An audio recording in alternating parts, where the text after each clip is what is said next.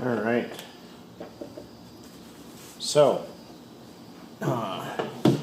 this is the Sears Kenmore machine that my friend got for free off of a local website. Not even sure which one it is. So I guess we're going to learn an awful lot about this together. It is pretty stuck up here. I got it to rotate a little bit the other day, but it definitely needs work.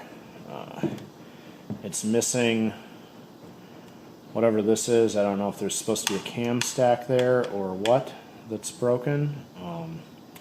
So who knows if that's important, but first things first, we had a model number 158.13180. Hopefully I'll be able to look that up.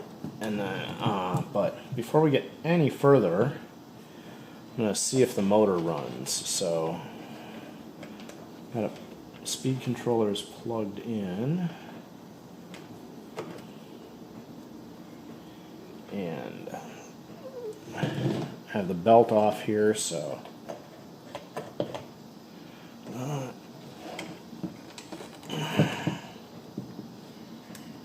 now the light is on. All right.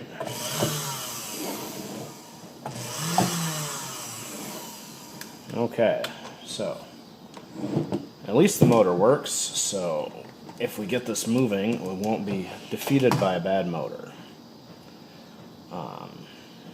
Well, start by getting our bobbin case, bobbin, and the needle is down, so it takes a minute to get that out. So I can raise the presser foot here. There. Okay.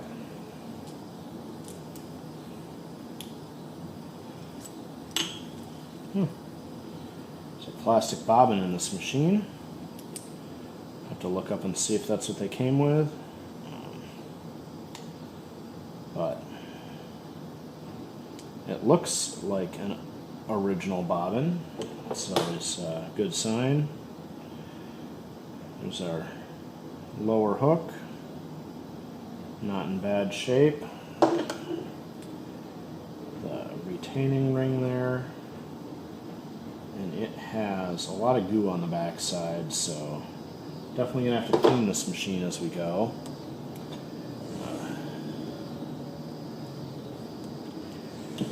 But I think next is taking the top off, so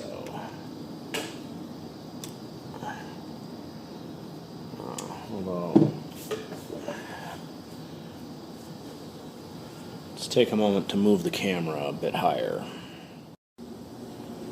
All right, the camera is higher up and on the other side here. Hopefully that means there'll be a bit better view for removing these. But there's two screws holding the top on here.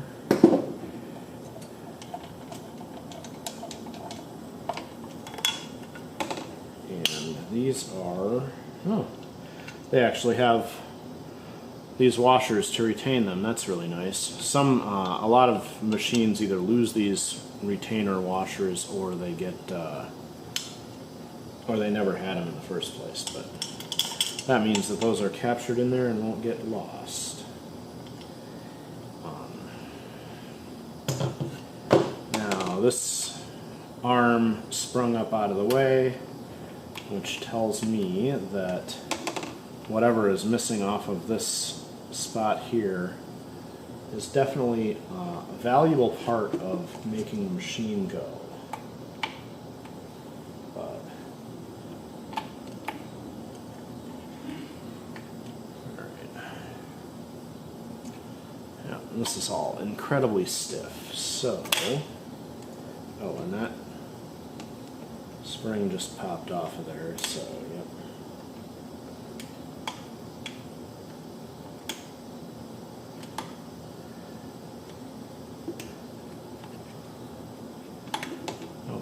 And that's holding that. Okay, still don't know what is missing there. Guess I'm going to have to take this and look it up, but you can see the top of the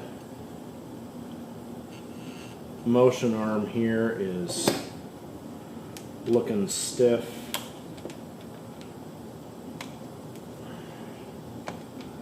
So I'm going to just loosen this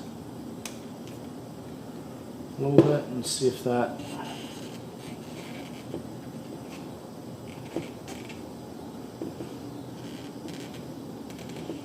okay, yeah, that's just real stiff there.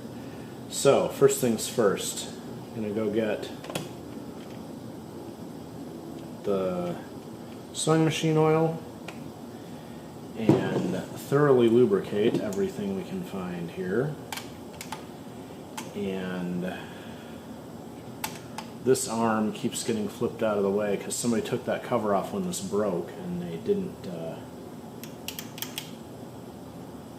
get this put back in the right spot. Before I took the cover off, it was sticking in like this instead of being around like that, so that it would push on this lever here or get pushed by that lever. So I think that's going to be part of what's wrong, but I'm going to have to go do some research and figure out what that spot is that's missing right here. But otherwise, I don't really see a lot. Let's take a look at the underside quick here.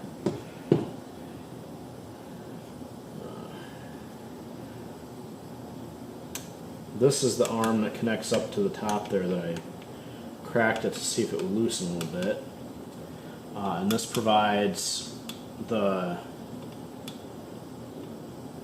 main motion for the bobbin, shuttle, and needle here. There's a 90-degree gear in here, and then this motion here is the feed dogs. Wait, no. What is this? I don't remember what this one is. Because the feed dogs, there's a second lever here, and this does. Oh, this is the feed dogs back and forth, and this is the lever for up and down on the feed dogs to get the two motions on the feed dogs. So, anyhow, and then this should be. Oh, all right. We can see. There is way down in here a pin. When you turn the stitch length adjustment, the pin pushes in, and then that's what is making this lever move. And then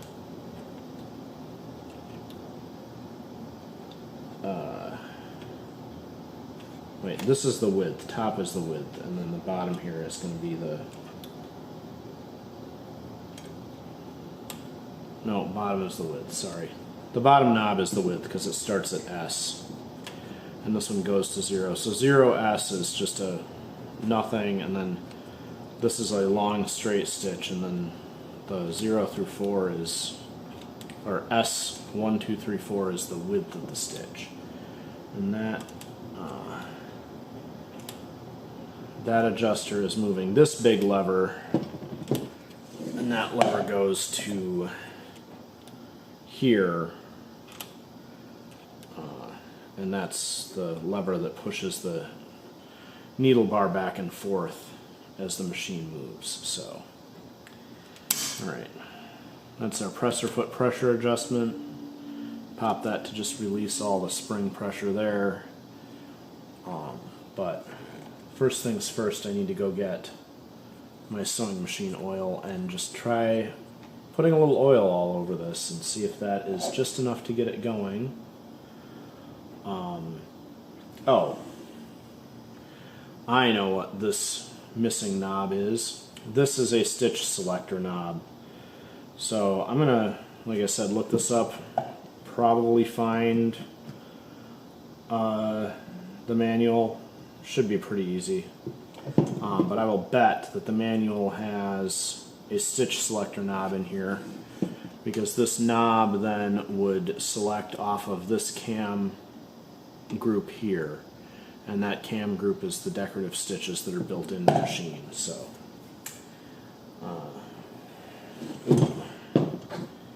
and I am looking at the hand wheel here, and we'll pop this hand wheel off. I think the hand wheel is cracked.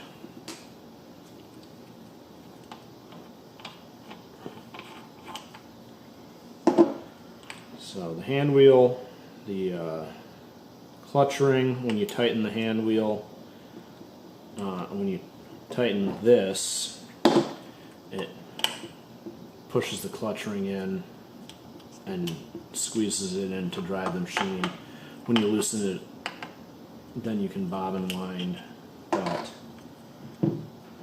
it's got a steel center in this plastic pulley, and the pulley is, the hand wheel is cracked in 4 spots, but it seems solid, so I guess I don't need to worry about that.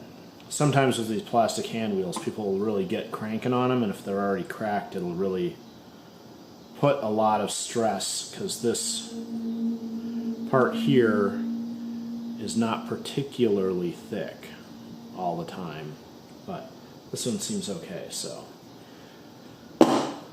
we will get some oil, get a little oil in that machine, and then see what happens next.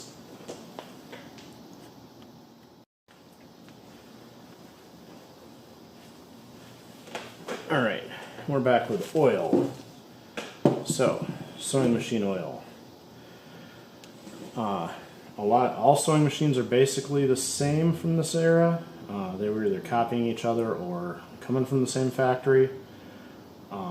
So there's an oil hole in the top of that screw that runs down into the bearing here. There's an oil hole there. And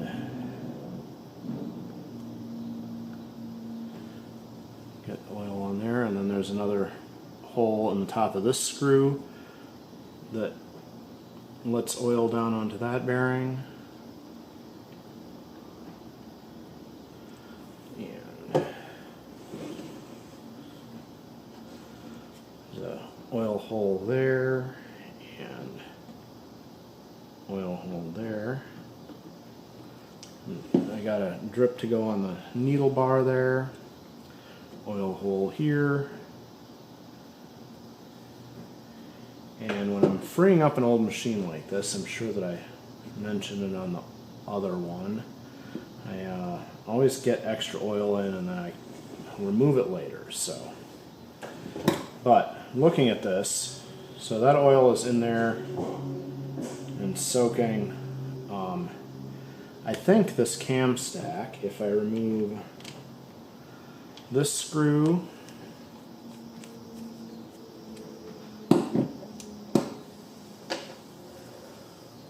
this screw,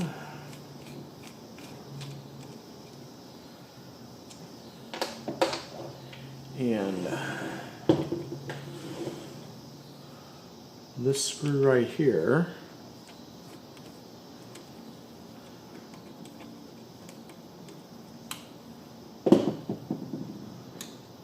look at that.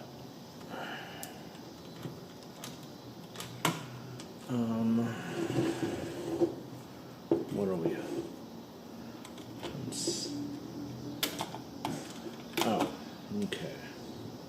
That's interesting. All right.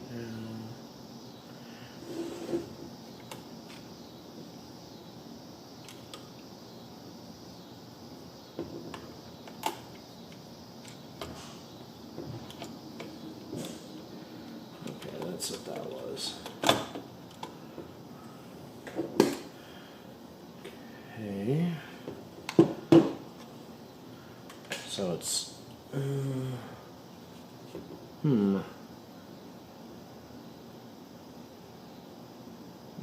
no, there's no access behind this panel. This panel is peering in here, and you can see the machine is solid. The only thing behind this panel is a couple holes for the panel mounting. So let me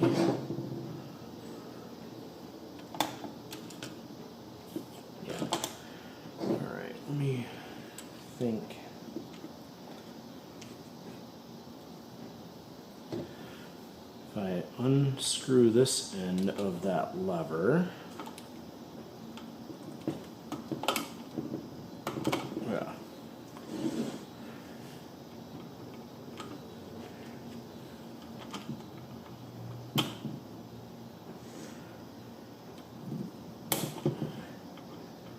or that's really tight on there, and I need to get a much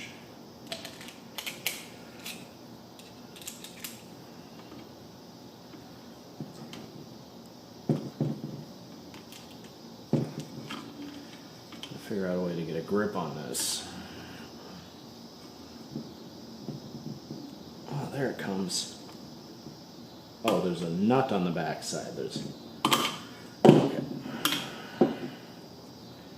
Ooh, this bulb is completely toast. Not supposed to do that. Well, I think I've got replacements around here, so.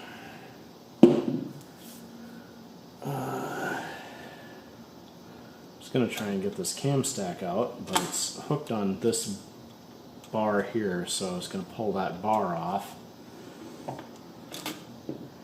to look and see, just to look at this, but if I can't get that to come loose,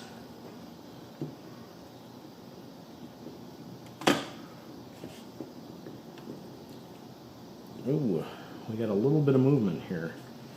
I should finish oiling the head here, so because the needle bar is stuck down, there's a few spots down in here that I did not.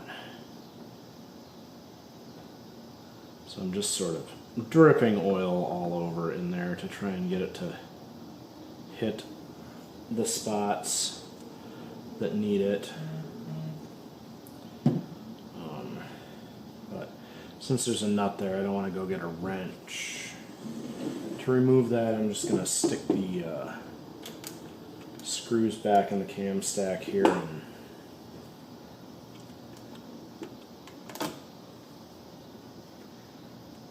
since the machine doesn't turn, I didn't lose timing on the cam stack, I don't think.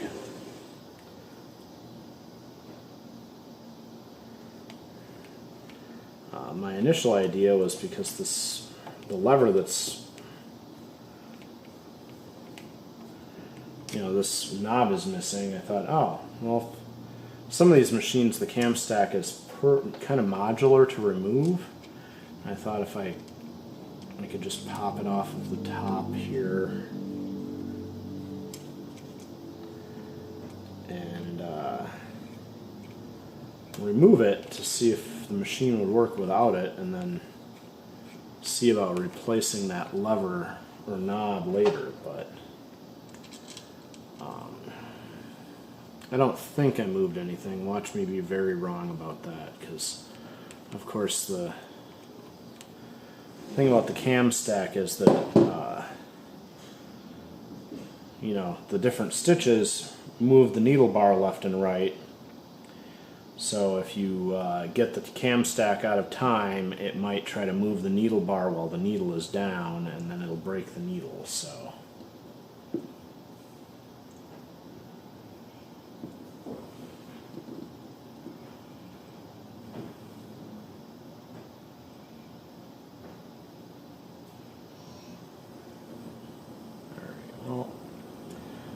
okay, I've got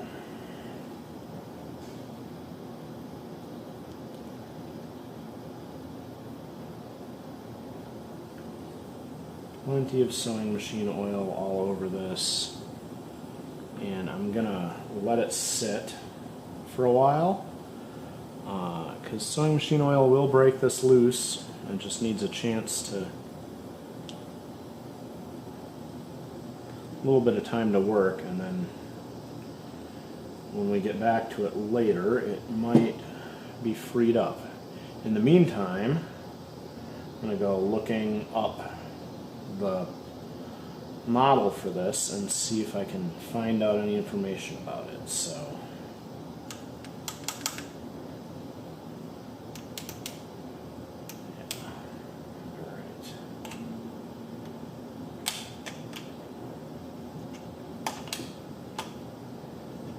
yeah, definitely that's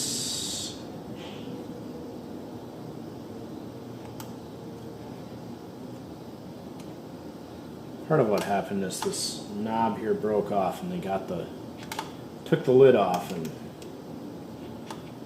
got this arm out of in the wrong spot, and that might be why they set this machine aside and didn't look at it again. So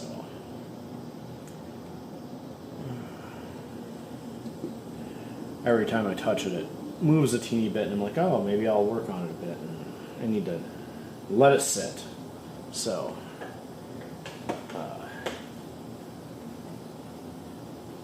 time to let that sit, and then we'll come back to it in a day or so.